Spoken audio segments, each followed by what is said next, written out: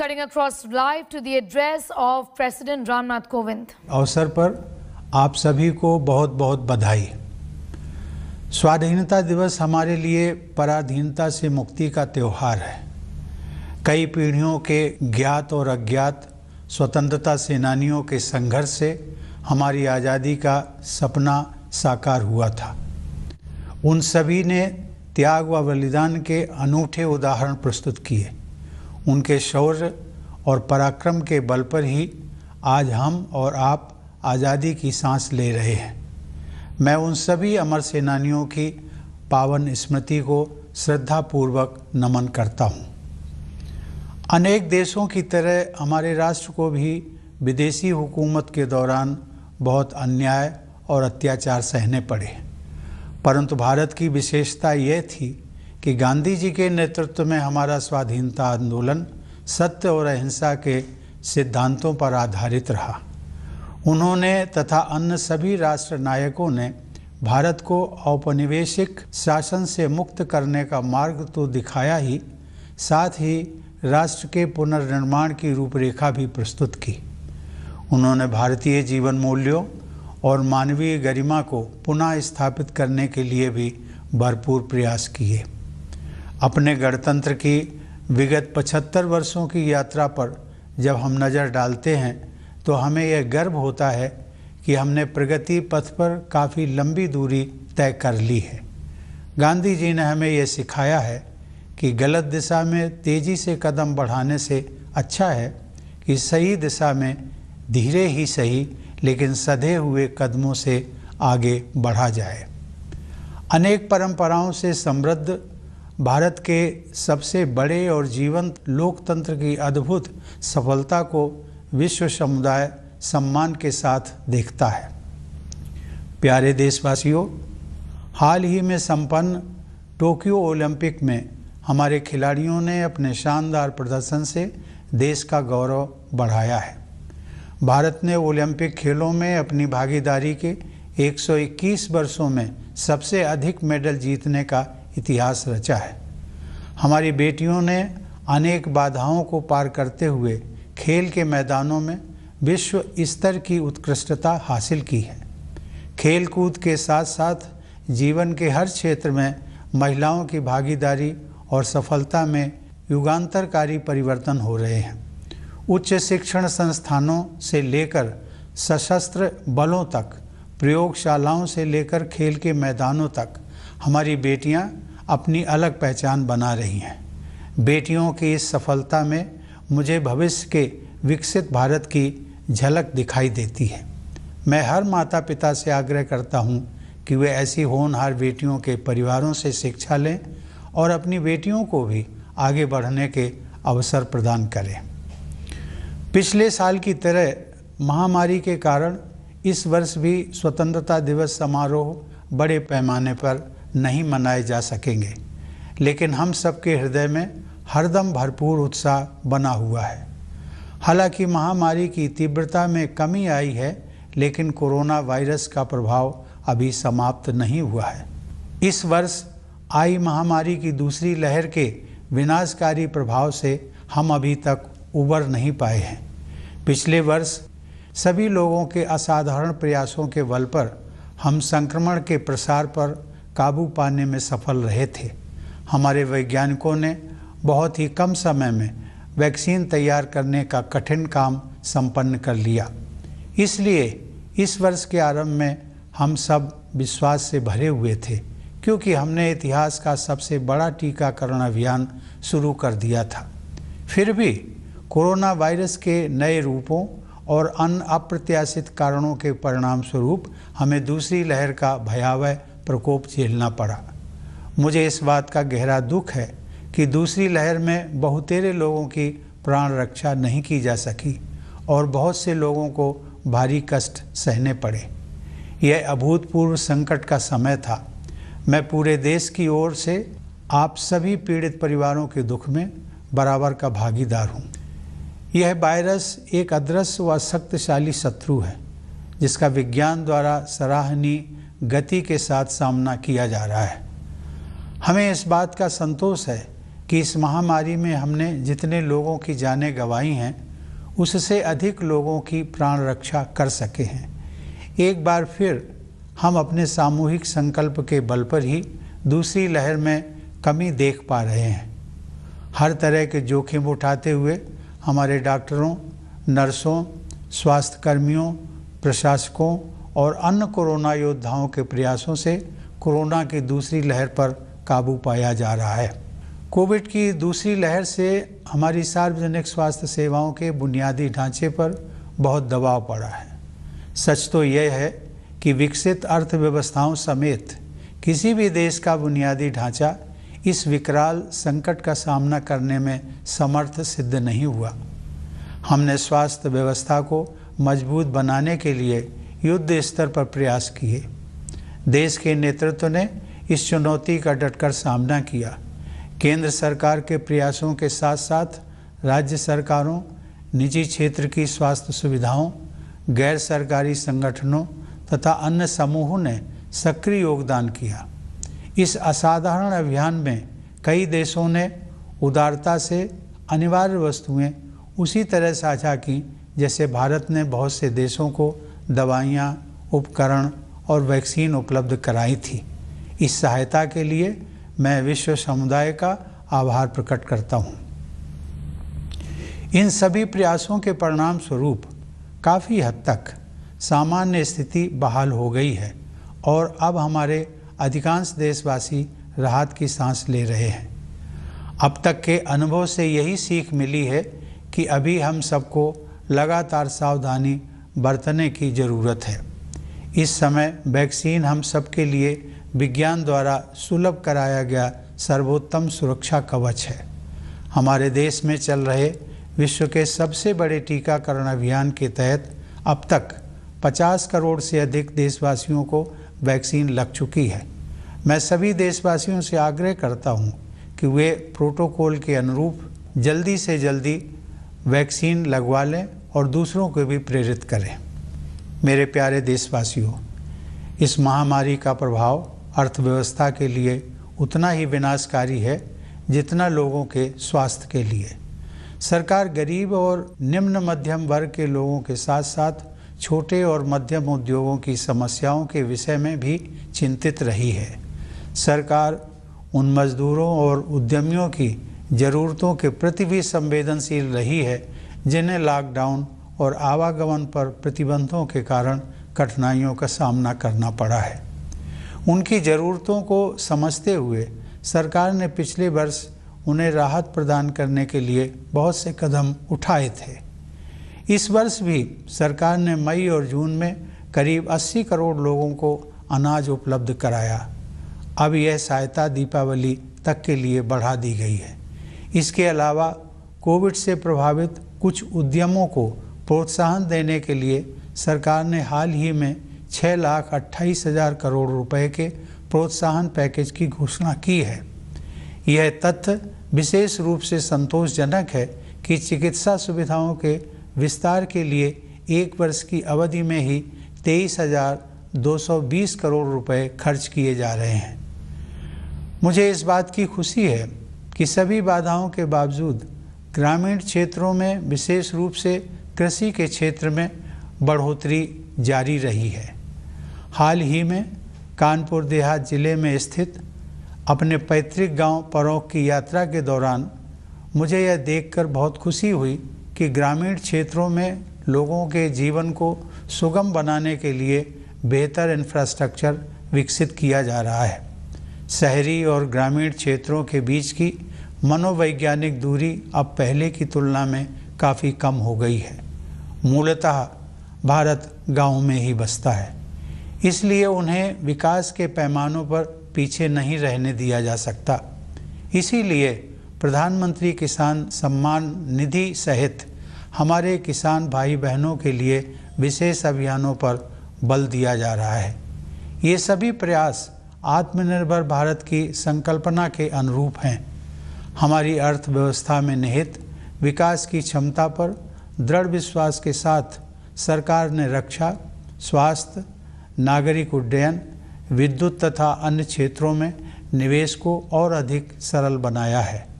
सरकार द्वारा पर्यावरण के अनुकूल ऊर्जा के नवीकरणीय स्रोतों, विशेष रूप से सौर ऊर्जा को बढ़ावा देने के नवीन प्रयासों की विश्वव्यापी प्रशंसा हो रही है।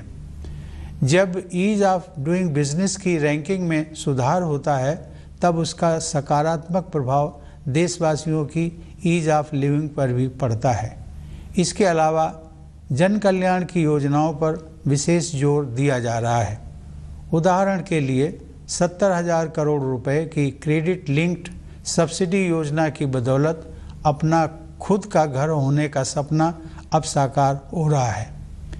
एग्रीकल्चरल मार्केटिंग में किए गए अनेक सुधारों से हमारे अन्नदाता किसान और भी सशक्त होंगे और उन्हें अपने उत्पादों की बेहतर कीमत प्राप्त होगी। सरकार ने प्रत्येक देशवासी की क्षमता को विकसित करने के लिए अनेक कदम उठाए हैं, जिनमें से कुछ का ही उल्लेख मैंने किया है। प्यारे देशवासियों, अब जम्मू कश्मीर में नव जागरण दिखाई दे रहा है। सरकार ने लोकतंत्र और कानून के शासन में विश्वास रखने वाले सभी पक्षों के साथ परामर्श की प्रक्रिया शुरू कर दी है।